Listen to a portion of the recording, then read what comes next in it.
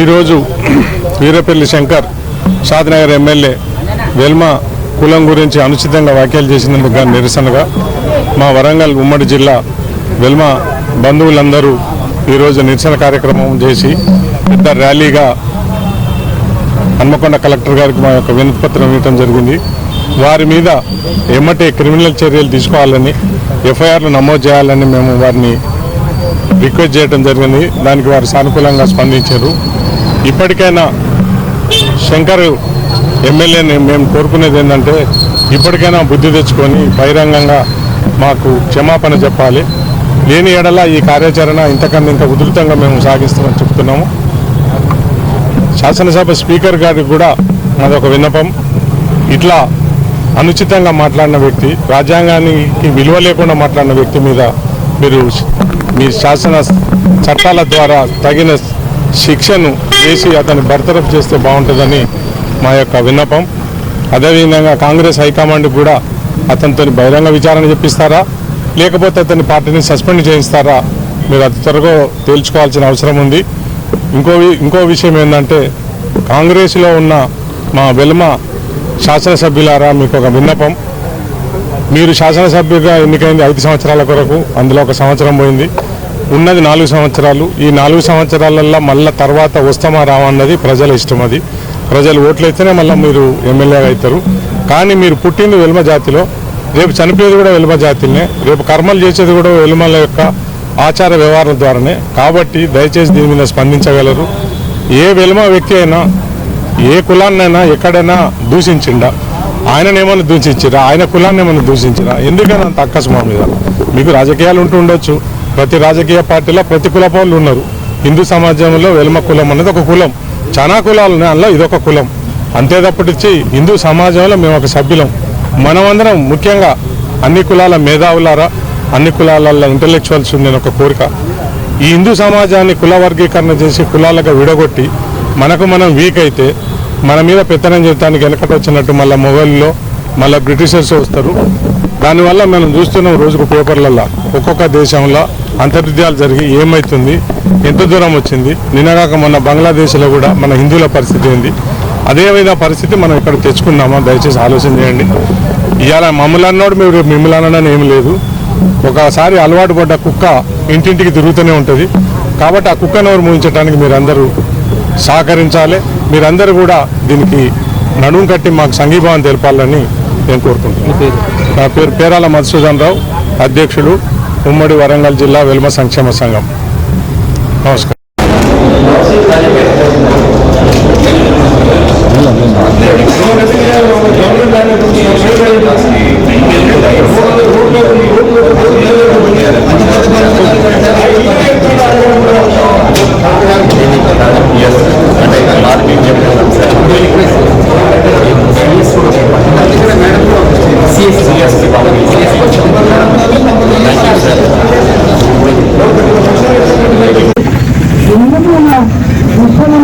మాట్లాడుతూ ఉన్నారు. మరి నాకేమైనా వేదిక దోషిక బాగుంది అని అనుకునే సమయంలో అనుకోకుండా మన జనాల్లో రాకపోవడం వల్ల నేను పొందగానేస్తున్నాను. నేను ఆరోగ్యం తట్టుకోలేక వచ్చి నా రక్తం రగిలిపోతామన్నది.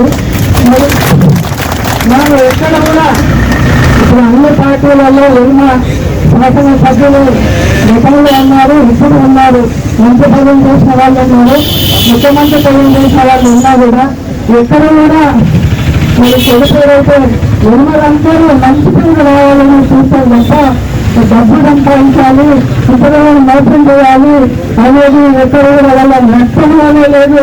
వాళ్ళ తొమ్మిది దాంట్లో మరి పదంగా బతుకుతూ దానాలు ధర్మాలు చేసే మరి జాతి ఏదైనా ఉందో అంటే అది వెల్మ జాతి అని నేను గర్వంగా చెప్తా ఉన్నాను.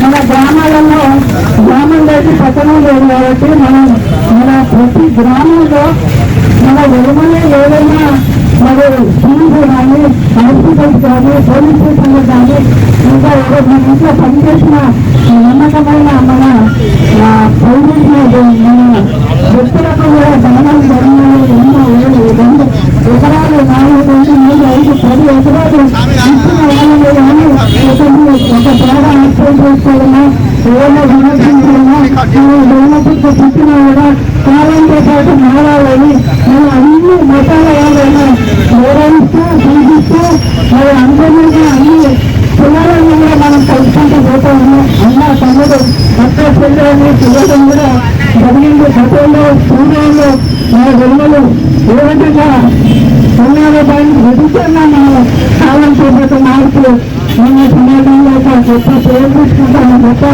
ఎక్కడ కూడా చెడ్డ పేరు ఇంతవరకు తీసుకొచ్చలేదు.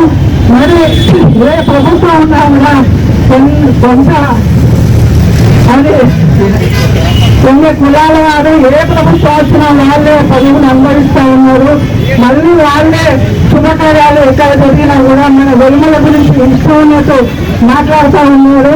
మరి కులం పేరు చెప్పడం భాగం కాదు కాబట్టి మీ అందరూ కూడా అర్థం చేసుకోవాలని చూస్తూ ఉన్నారు. వాళ్ళు కూడా మనం ఇష్టమైనట్టు మాట్లాడుతున్నారు. పదవులు వాళ్ళే ఏ గవర్నమెంట్ ఉందో వాళ్ళే పదవులు.